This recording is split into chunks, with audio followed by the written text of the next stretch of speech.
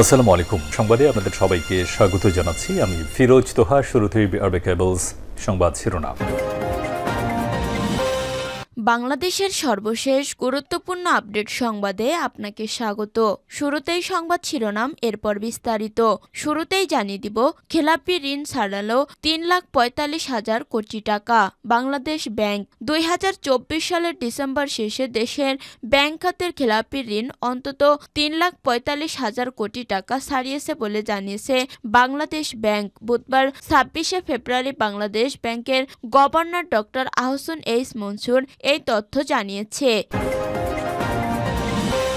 এরপর জানিয়ে দিব, প্রধান উপদেষ্টার কার্যালয়ের সামনে জুলাই আন্দোলনে আহতদের অবস্থান। অন্তর্বর্তী সরকারের প্রধান উপদেষ্টা ডক্টর মোহাম্মদ ইউনূসের কার্যালয়ের সামনে জুলাই আন্দোলনে আহত হওয়া ব্যক্তিরা অবস্থান নিয়েছেন। বুধবার 26 ফেব্রুয়ারি দুপুরে মিছিল নিয়ে রাজধানীর তেজগাঁওয়ে অবস্থিত প্রধান উপদেষ্টার কার্যালয়ের সামনে সড়কে এসে বসে পড়েন তারা। এদিকে জামালপুরে 4 ইউপি চেয়ারম্যান গ্রেপ্তার। জামালপুরে মেলান্দহে 4 ইউপি চেয়ারম্যানকে গ্রেপ্তার করেছে পুলিশ। বুধবার 26 ফেব্রুয়ারি দুপুরে মেলান্দহ উপজেলার পরিষদের সভাকক্ষে অনুষ্ঠিত মাসিক আইন শৃঙ্খলা সভা থেকে তাদের গ্রেপ্তার করা হয়। এরপর জানিয়ে দিব, শেয়ারবাজার কারসাজির সঙ্গে জড়িতদের আইনের আওতায় আনতে হবে আমির খুসরো। শেয়ারবাজারে গত 1.5 দশকে যারা কারসাজি করেছে তাদেরকে চিহ্নিত করে আইনের আওতায় নিয়ে আসতে হবে। আর এটা যদি না করা হয় তাহলে তারা আবার কারসাজির ঘটনা ঘটবে। এদিকে গণশুনানিতে গ্যাসের দাম বাড়ানোর প্রস্তাব প্রত্যাখ্যান ভোক্তাদের। লুটপাট বন্ধের দাবি। গ্যাসের দাম না বাড়িয়ে লুটপাট বন্ধের দাবি করেছেন ভোক্তারা। তাদের দাবি, জ্বালানি খাতে বিগত সরকারের সীমাহীন লুটপাটের তদন্ত ও বিচার না করে নতুন করে গ্যাসের দাম বাড়ানোর ষড়যন্ত্র হচ্ছে। এবং সর্বশেষ জানিয়ে দিব, প্রধান উপদেষ্টাকে জাতিসংঘ মহাসচিবের চিঠি, চলমান পরিবর্তন প্রক্রিয়ায় সমর্থন। জাতিসংঘ মহাসচিব অ্যান্টনিও গুতেরেস বলেছেন, জোরপূর্বক বাস্তুচ্যুত রোহিঙ্গাদের আশ্রয়দাতা হিসেবে বাংলাদেশের প্রতি সমর্থন নিশ্চিত করতে জাতিসংঘ আন্তর্জাতিক সম্প্রদায়কে আরও সক্রিয় করা অব্যাহত রাখবে। একই সঙ্গে বাংলাদেশের অন্তর্বর্তী সরকারের প্রধান উপদেষ্টা ডক্টর মোহাম্মদ ইউনূসের নেতৃত্বে চলমান পরিবর্তন প্রক্রিয়াকে সমর্থন দিচ্ছে জাতিসংঘ। প্রিয় দর্শক, এতক্ষণ শুনছিলেন সংবাদ শিরোনাম, এরপর বিস্তারিত। তবে তার আগে বন্ধু জানিয়ে দিন আপনি কোন স্থান থেকে আমাদের সংবাদটি দেখছেন এবং শুনছেন। জানিয়ে দিন এই সংবাদ সম্পর্কে আপনার মূল্যবান মতামত। আর বন্ধু, আপনি যদি আমাদের চ্যানেলে নতুন হয়ে থাকেন তাহলে ভিডিওটি দেখতে দেখতে চ্যানেলটি সাবস্ক্রাইব করে রাখুন, যাতে করে আমাদের পরবর্তী সংবাদগুলো সবার আগে আপনার কাছে পৌঁছে যায়। এবারে বিস্তারিত। খেলাপি ঋণ ছাড়ল 3,45,000 কোটি টাকা।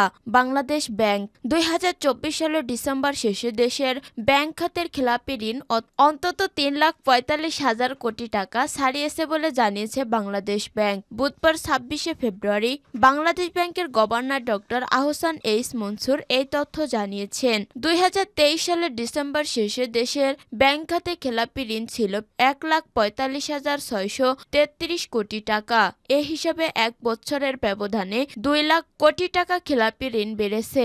আর 6 মাসে বেড়েছে 1,34,000 কোটি টাকা। ক্ষমতাচ্যুত আওয়ামী লীগ সরকারের আমলে ব্যাংক থেকে নামে বেনামে যে অর্থ বের করে নেওয়া হয়েছে, নিয়মনীতি সঠিক পরিমাপ পালনের এক্ষেত্রে খেলাপি হিসেবে চিহ্নিত হতে শুরু করেছে। ফলে ব্যাংক থেকে বিতরণ করা ঋণের 20.2% বর্তমানে খেলাপিতে পরিণত হয়েছে। প্রধান উপদেষ্টার কার্যালয়ের সামনে জুলাই আন্দোলনে আহতদের অবস্থান। অন্তর্বর্তী সরকারের প্রধান উপদেষ্টা ডক্টর মোহাম্মদ ইউনূসের কার্যালয়ের সামনে জুলাই আন্দোলনে আহত হওয়া ব্যক্তিরা অবস্থান নিয়েছেন। বুধবার 26 ফেব্রুয়ারি দুপুরে মিছিল নিয়ে রাজধানীর তেজগাঁওয়ে অবস্থিত প্রধান উপদেষ্টার কার্যালয়ের সামনে সড়কে এসে বসে পড়েন তারা।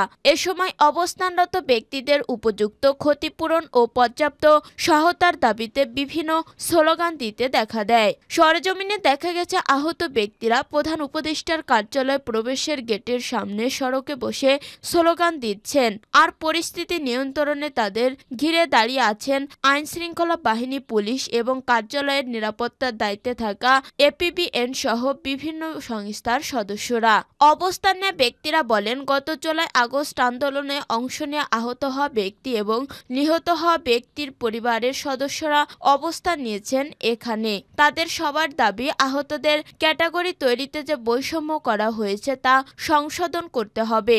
একই সঙ্গে শহীদ পরিবারের সদস্যদের পুনর্বাসন প্রক্রিয়া ত্বরান্বিত করতে হবে। এ ব্যাপারে যতক্ষণ পর্যন্ত না সুস্পষ্ট নির্দেশনা আসবে ততক্ষণ পর্যন্ত তারা এই কর্মসূচি চালিয়ে যাবে। প্রসঙ্গত, এর আগে বিভিন্ন সময় আন্দোলনে আহতরা তাদের স্বীকৃতি ও পুনর্বাসনের দাবিতে রাজধানীর শ্যামলী, শাহবাগ ও উপদেষ্টার বাসভবন যমুনা অবরোধ করেছেন। জামালপুরে 4 ইউপি চেয়ারম্যান গ্রেপ্তার। জামালপুরে মেলান্দহে 4 ইউনিয়ন পরিষদের চেয়ারম্যানকে গ্রেপ্তার করেছে পুলিশ। বুধবার 26 ফেব্রুয়ারি দুপুরে মেলান্দহ উপজেলা পরিষদের সভাকক্ষে অনুষ্ঠিত মাসিক আইন শৃঙ্খলা সভা থেকে তাদের গ্রেপ্তার করা হয়। গ্রেপ্তারকৃতরা হলেন চরবানি পুকুরিয়া ইউনিয়নের পরিষদের চেয়ারম্যান শাহাদত হোসেন ভুট্টা, ফুলকুচা ইউনিয়ন পরিষদের চেয়ারম্যান মামুনুর রশিদ মামুন, শ্যামপুর ইউনিয়নের চেয়ারম্যান সাইদুজ্জামান সাইদ ও ঘোষেরপাড়া ইউনিয়নের চেয়ারম্যান সাইদুল ইসলাম লিটু।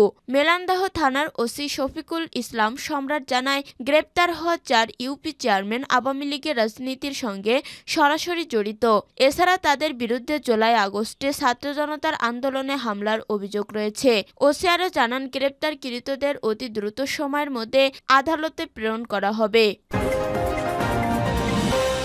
শেয়ার বাজার কারসাজির সঙ্গে জড়িতদের আইনের আওতায় আনতে হবে। আমির খুসরু। শেয়ার বাজারে গত 1.5 দশকে যারা কারসাজি করেছে তাদেরকে চিহ্নিত করে আইনের আওতায় নিয়ে আসতে হবে। এটা যদি না করা হয় তাহলে তারা আবার কারসাজির ঘটনা ঘটবে। বিগত দিনে যারা রেগুলেটর ছিল তারা মার্কেটে ওভার রেগুলেট করেছিল, এখন ডিরেগুলেট করতে হবে। স্টক এক্সচেঞ্জের সেলফ রেগুলেটরি প্রতিষ্ঠান হিসেবে কাজ করতে হবে। এজন্য স্টক এক্সচেঞ্জ ও ব্রোকার হাউসগুলোর স্বচ্ছতা ও জবাবদিহিতা নিশ্চিত করতে হবে। বুধবার ডিএসসি ও ডিএসসি ব্রোকারস অ্যাসোসিয়েশন আয়োজিত এক অনুষ্ঠানে প্রধান অতিথির বক্তব্যে বিএনপির স্থায়ী কমিটির সদস্য আমির খুসরু মাহমুদ চৌধুরী এসব কথা বলেন। গণশুনানিতে গ্যাসের দাম বাড়ানোর প্রস্তাব প্রত্যাখ্যান ভোক্তাদের। লুটপাট বন্ধের দাবি। গ্যাসের দাম না বাড়িয়ে লুটপাট বন্ধের দাবি করেছেন ভোক্তারা। তাদের দাবি, জ্বালানি খাতে বিগত সরকারের সীমাহীন লুটপাটের তদন্ত ও বিচার না করে নতুন করে গ্যাসের দাম বাড়ানোর ষড়যন্ত্র হচ্ছে। দেশের শিল্প কারখানা ধ্বংসের চক্রান্ত শুরু হয়েছে। বুধবার রাজধানীর ব্যায়াম মিলনায়তনে বাংলাদেশ এনার্জি রেগুলেটরি কমিশন আয়োজিত গণশুনানিতে ভোক্তারা এসব দাবি করেন। গ্যাস বিতরণকারী প্রতিষ্ঠানগুলো গ্যাসের দাম বাড়ানোর প্রস্তাব করেছে। এ প্রস্তাবের উপর গণশুনানির আয়োজন করা হয়। শুনানিতে বিভিন্ন ব্যবসায়ী গ্রুপের প্রতিনিধি, ভোক্তা, আইনজীবী, জ্বালানি বিশেষজ্ঞ ও ছাত্র প্রতিনিধিরা মতামত তুলে ধরেন। সবাই বর্তমান অবস্থায় গ্যাসের দাম না বাড়িয়ে লুটপাট বন্ধের দাবি জানান। তারা বলেন, গ্যাসের দাম বাড়ানো হলে নতুন শিল্প কারখানা তো গড়ে উঠবেই না, বরং চালু কারখানাগুলো বন্ধ হয়েছে। আর এটাই চায় ষড়যন্ত্রকারীরা।